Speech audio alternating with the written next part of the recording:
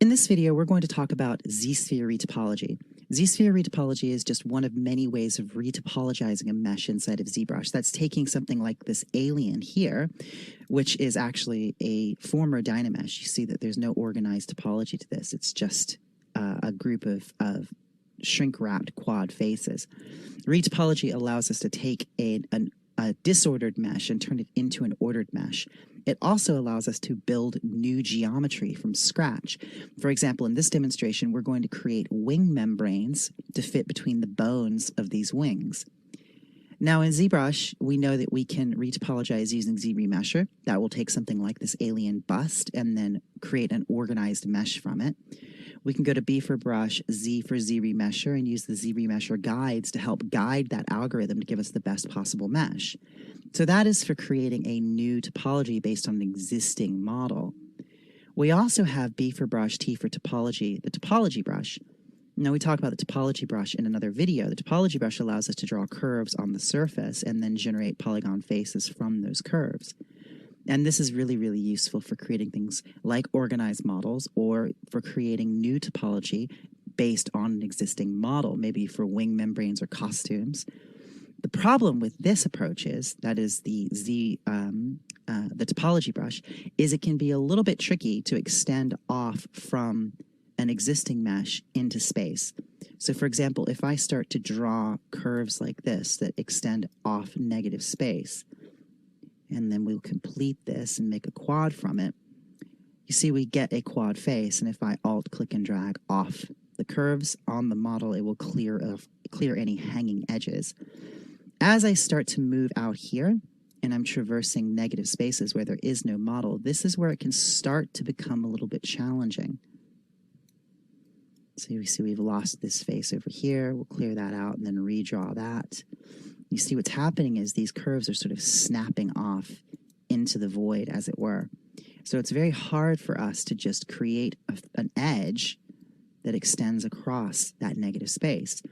That's where something like Zsphere Retopology comes in really handy. I use it often to make things like wing membranes or costume elements or drapery that sort of extends off of a body. So let's take a look at how to do this. The first thing I'm going to do is I'm going to go to my polygroups, and we'll go into frame mode. And you can see that because this was created using Dynamesh and insert meshes, it automatically picked up some polygrouping. So I am going to just clear out, or just hide, the head, and I'm going to make a duplicate of the wings. I use that as what I call a proxy mesh. So with the head hidden, I'm going to go to Subtool, Duplicate, and then I'm going to go to Geometry, Modify Topology, Delete Hidden. Now I've deleted the hidden head off of those wings, and if I go back to my original here, I can Control-Shift-Click on the background, and that shows everything again. Now I'll go to those wings, and I will turn off visibility on everything else. This is a little extra subtool here that I don't need. I'm just going to go ahead and delete that. Go to our proxy wings, and we'll turn off visibility on the eyes. So here we have just our proxy wings. I turned off visibility on everything else because we don't want to use solo mode, because that will keep us from actually seeing our Zsphere topology once we use it. So here I just have a proxy mesh of those wings, and if I want to clean up the polygroups, I can just go to the polygroup menu and just click Group Visible, and that just gives me a single polygroup for those. It's not necessary, but sometimes it makes it easier when I'm looking at it if I don't need those polygroups on that particular proxy mesh. So the proxy mesh I'm only going to use as a basis to draw my Zsphere topology on top of. So to create a Zsphere-based topology, go to your tool palette and select a Zsphere.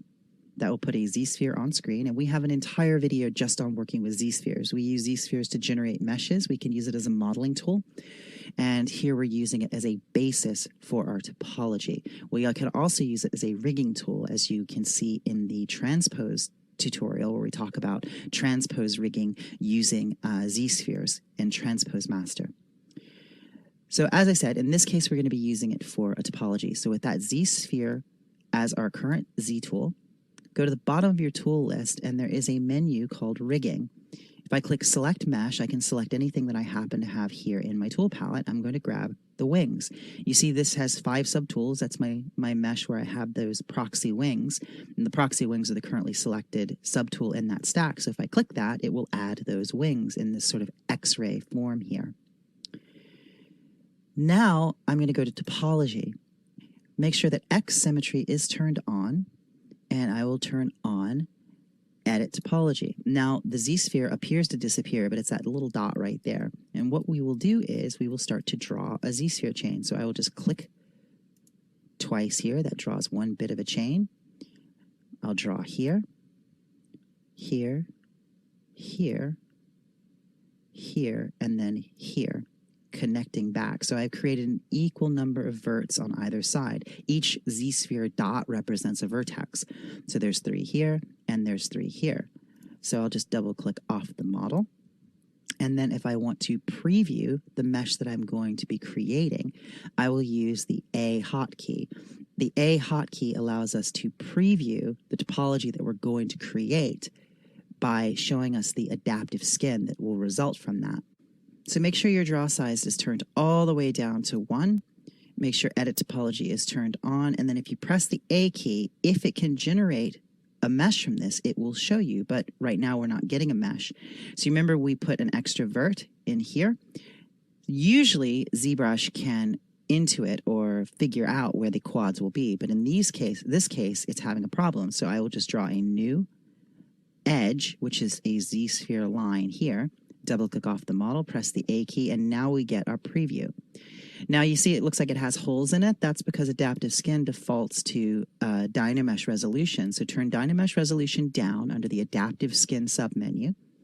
Press the A key again, and then press it one more time, and then that gives us a polygon view. As you can see here, these are the polys that will be generated. So we'll press A again, and that brings us back to our Z-sphere remesh view. So if I go to move or press the W key, I can zoom in here and I can start to scoot around these points. So we can clean this up a little bit, extend these points out, and you see we have an extra point there. Now if I want to get rid of that, I can just go ahead and alt click while I am in draw mode. So I'm in move mode right now, go back to draw, alt click, and that deletes that point. Then I can go back to this endpoint here and connect to this endpoint here. Double click and press the A key, and now we get a cleaner mesh. So press the A key again to exit out of your preview mode. Make sure you're in draw mode, and I will just carry on drawing one quad at a time. I think the best way to approach this, or any topology, double click off the model, is to make it very, very simple and go one face at a time. Now it might seem time consuming, but it actually goes pretty quickly, all things considered, and it will save you time and trouble if you check each point as you go. Now remember, this is just a method of creating sort of a base from which to work. We can continue to sculpt these wing membranes, we can continue to work them to match the bones underneath, and ultimately we can then retopologize them again using Z-Remesher, or we can remesh them with Unify to merge them into the existing model. So back to Q for draw. Let's go ahead and draw another face here. Double click off the model, and I always press the A key to check my work as I go, because there's nothing more frustrating than spending a long time working on a topology that you haven't checked, and then when you check it, you see it's gone horribly wrong. So there we go. Now, you can see it's very easy compared to what we saw earlier with the topology brush to take these points and move them out across space. If I wanted to add a new edge through here, I could just go to Q for draw and then click along each one of these, double click and press the A key, and I get a new edge cut there. I'll do it again here. I will click here, and click here. Now, Z-sphere remeshing can handle tries, but I recommend doing the best you can to make everything quads, and that's not hard to do if you keep everything simple. Now, let's say that I wanted to extend these off. Maybe I wanted these to come down and hang a little bit. I would just go to W for move, and I can pull these points down in space. And unlike the topology brush, these are not trying to snap to the mesh underneath or the background. So if I pull these down like this and press the A key, You see it extends them off. So this is how I might use this to create a robe or a dress or some other bit of topology or costume topology that I wanted to extend off of the body. So I will go ahead and undo those. So now we have our membranes. Now what do we do with them? Well, all we need to do is go to our adaptive skin menu. And we also talk about this in the Z-Sphere modeling chapter. We have to make adaptive skin. That takes our Z-Sphere mesh and turns it into a new model that will appear in the tool palette up here. So if I click Make Adaptive Skin, it will apply all these settings and then make a new model called Skin. So 2 is the number of subdivision levels that we will get. Dynamesh resolution, I keep at 0. Always keep that at 0 for using Zsphere Retopology, because Dynamesh doesn't do you any favors when you're trying to make a retopology. Here we've got the global radial density, which and twist. This is mainly used for creating bodies out of Zsphere, so this doesn't so much apply to what we're trying to do here, where we're making 2 flat polygon planes. So I will click Make Adaptive Skin. Now you see we have skin, Z-spheres. If I select that, you see that we have our wing membranes. Now, I want to give these thickness. If I go down to Tool, Display Properties, you see double-sided is turned on. If I turn that off, you see these don't actually have any thickness. They disappear when I rotate around the back face. Turn double-sided back on. Now, how can we give these wing membranes thickness? It's quite a bit easier now than it actually used to be, but there's multiple ways of approaching that. First off, though, I am going to append these into our existing alien. So I'm going to go to the alien that has the subtools, go to the subtool menu, go to append. Now, the difference between append and insert, often this comes up in my classes. Append will put this new skin Z-sphere at the bottom of the list.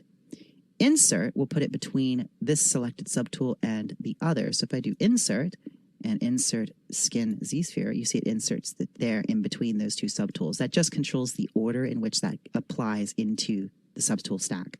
So there we have our polygon mesh for our wings. We have our proxy mesh here. So we don't get confused, I'm going to rename this proxy wings, because I'm going to save this Z tool so it's available to you to follow along. And we'll just drag this down to the bottom of the list. And then we've got here our creature bust. We'll turn off frame mode. So we have the creature bust, and then we have the skin for the wings, and we'll turn off visibility on the proxy because we really don't need that anymore. But we do need thickness on these wings. Now, the first thing that I might elect to do is select the wings, take my move brush, that's my hotkey number 1. I'll turn my draw size up now, and I want to sort of match these up a little bit to the bones. So I'm just going to drag these out a little bit, position them like so. Make sure that these are sitting inside the bone that supports them, just by moving my view around, and I can hold down the Alt key while I use the move brush, and that will push those faces in or pull them depending on the direction that I push. I used this on the film The Kid Who Would Be King when I was designing one of the looks for Morgana. She had wings, and I was doing the ZBrush concept, and I used Z-spheres to create the wing membranes for her. Then we, of course, further refined them in the topology when the animation mesh was made for the actual pipeline. These were retopologized and worked into the existing model, so the wing membranes were actually part of the body. But in the concept phase, when we were trying to sort of work out ideas, work out shapes, it was very helpful to have them as separate objects. There we go. So now you can see we've matched those up a little bit better. So I want to give thickness to these. So one of the easiest ways to do that is to go to Geometry.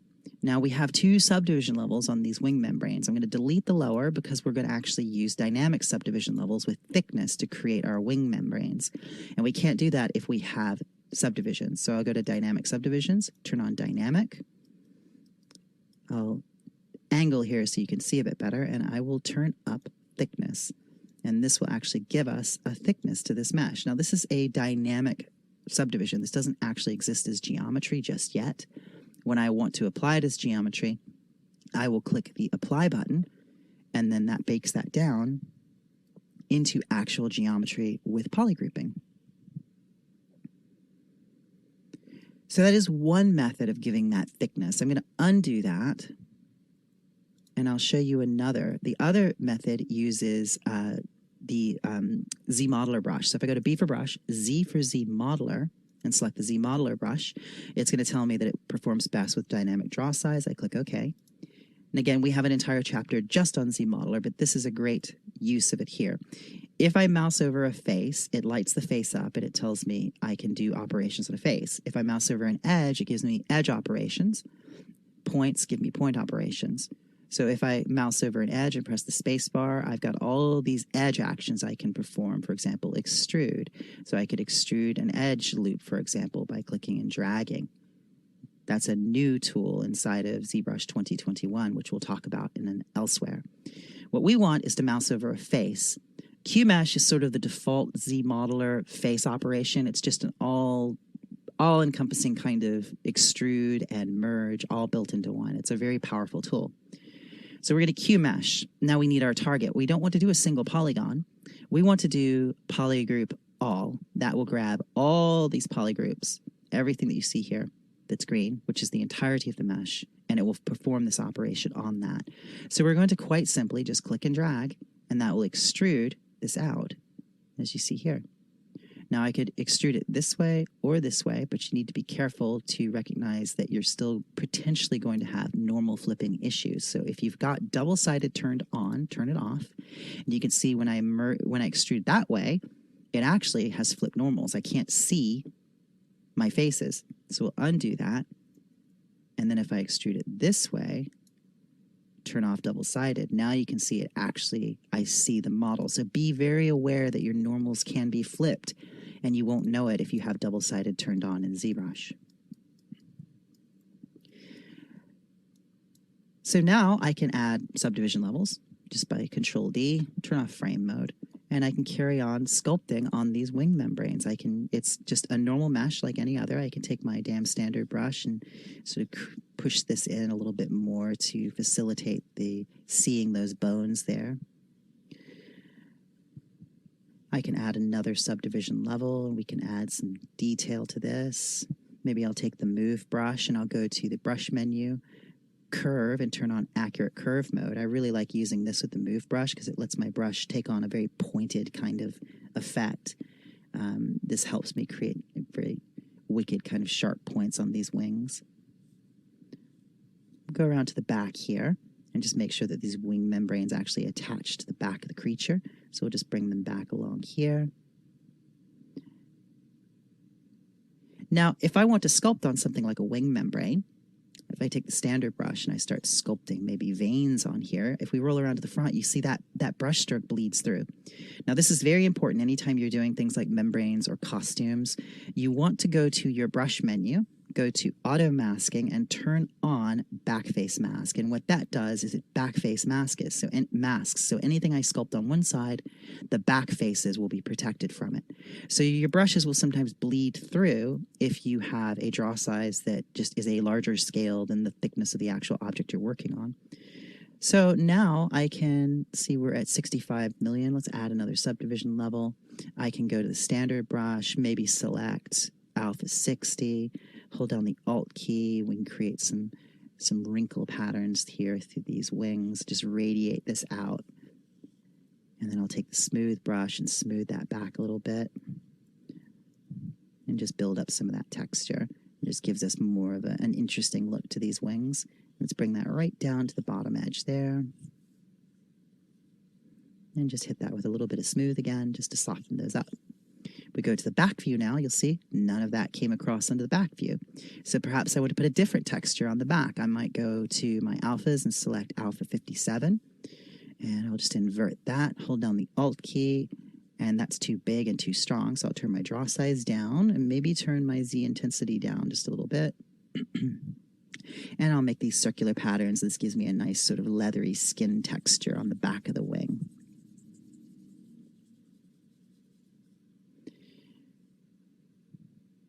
Take my move brush, and then I'll just gently press to make sure that the membranes are sitting inside the bone structure that's supposed to support them. And I can step down my subdivisions here and do a little bit of smoothing along the edge if I want to thin that. Do be aware, though, the thinner you make these, if you do elect to dynamesh them into the existing model, thinner meshes run the risk of becoming getting holes in them. So sometimes on something like this, I might elect to make it a little bit thicker while I'm dynameshing it. And then once I Z-remesh or retopologize the membrane or the costume, then I'll make it thinner so it's a more realistic thickness, just to make the process of sculpting on it and working on it a bit easier.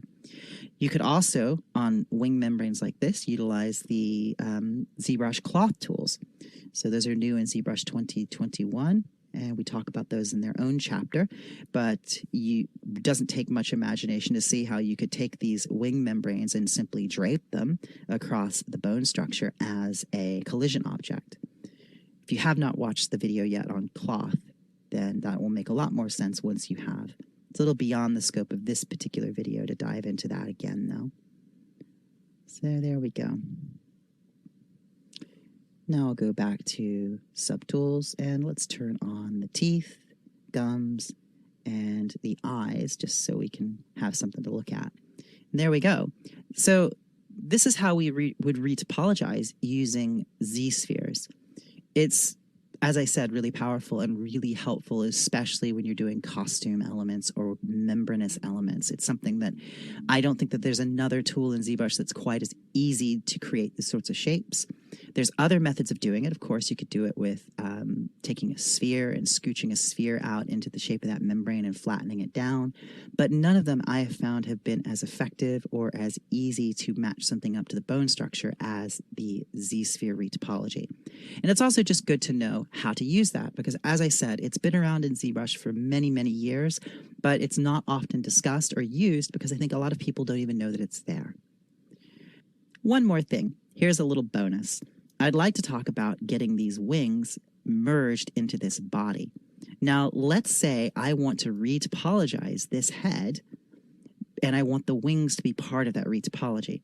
Now, you might think to yourself, oh, well, I need to dynamesh the wings in as part of the head. Well, if you're going to be retopologizing this mesh, you need to have both parts as a single object. So, for example, if I Z-remesh the bust and I Z-remesh the wings separately, those are still going to be two separate models. If I try and dynamesh them together, I run the risk of creating holes and running into problems in the wing membranes. If I don't plan to carry on Z-remeshing, or excuse me, if I don't plan to carry on dynameshing, there's really no reason to dynamesh them together, but we need to have them as a single object, so Z-remesher will treat them as a single object. So I'll show you two ways that we can go about doing that. They're both going to require that we merge these two pieces down. So I'm going to save our work first off so we can have this to come back to. And I am saving this in the download files that will be available for you. So you can download this with the unmerged wings and with the proxy wings available here so you can easily follow along with these videos. So I'm going to go to the head and I'll go to merge, merge down, click OK. Now that merges the wing membranes into the creature bust, but these are still separate. They are not dynameshed together. They're not topologically merged. They are still two separate objects. If I go to polygrouping, this is an easy way to see that. Go to polygroups, auto group. That automatically groups every separate object. So you see we have two separate wings and a separate body. If these were joined together topologically, as if they had been dynameshed together, this would just read as one polygroup. So two different ways that we can actually merge these together. The first, of course, being dynamesh. And this brings up its own set of potential issues. So if we go to geometry, open up dynamesh. Now I can execute dynamesh and glue these together. Now, early on in the videos for this lecture series, I talked about ZBrush scale. ZBrush scale affects a whole bunch of things inside of ZBrush, including dynamesh. So I just want to check my size, and you see that this is quite large. It's 5 brush units. So I don't need to preserve any external scale for this object. So what I will do is I will go to my Z plugin menu. I will go to Scale Master, and I'm just going to click ZBrush Scale Unify. And that unifies all of my subtools to an ideal ZBrush scale of 2 brush units. And that's going to make Dynamesh a bit more reliable and predictable with its values. So with a resolution of 408, I click Dynamesh, and you see that I lose details. So I'm going to undo that, and we'll double this. Actually, let's just set this to 1024. Dynamesh. And there we don't really lose as much detail. We could set that higher and retain more and more detail. But if you go into frame mode, you see that that has Dynameshed those into the model. Now, as I said, the problem you potentially run into this is if you have a very, very thin area. I'm just going to take the move brush, and I'm going to start moving this membrane back a bit like this. This is another thing to be aware of too. I have double-sided turned off, but I also, under my brush menu, I have back face masking turned on. So that means if I grab faces like this and move them around, I might not be aware if I were to have accidentally, let's turn off my back face masking. If back face masking is turned off, it's easier to make this actually happen. So let me grab these faces here. There we go. So I might not be aware in this case if I end up with a mesh interpenetrating itself. So let me see if I can't make this happen. It's got a very specific look to it when this happens that I want you to be able to recognize. So make sure that I've got... There we go. So you might find yourself seeing something like this. This is really overstated, but that is where one part of the membrane is interpenetrating the other, and that could be quite small. That could be quite easy to miss. It might be something like that. So just be aware that if you were to Dynamesh this, you're going to end up with sort of a weird little spike. Sometimes you might end up with a hole. So let me undo these and get back to the original shape. So just be aware before you Dynamesh something thin like a wing membrane like this that you don't have anything that's interpenetrating the opposite side of the membrane. As you're working, let's say I take the clay tubes brush and you're starting to sort of create negative spaces here. If I Dynamesh this again, there we go. You may find you end up with holes. So that's another potential issue with Dynamesh and merging the wing membranes down. So just be aware that those are the things, those are the gotchas that'll pop up. Flipped normals and interpenetration and holes in those wing membranes. And they might pop up later on as you're further sculpting and Dynameshing. Another way of solving this problem is to use Dynamesh but use groups. So if I go to frame mode and I turn on groups and then Dynamesh, make sure I turn this back to 1024.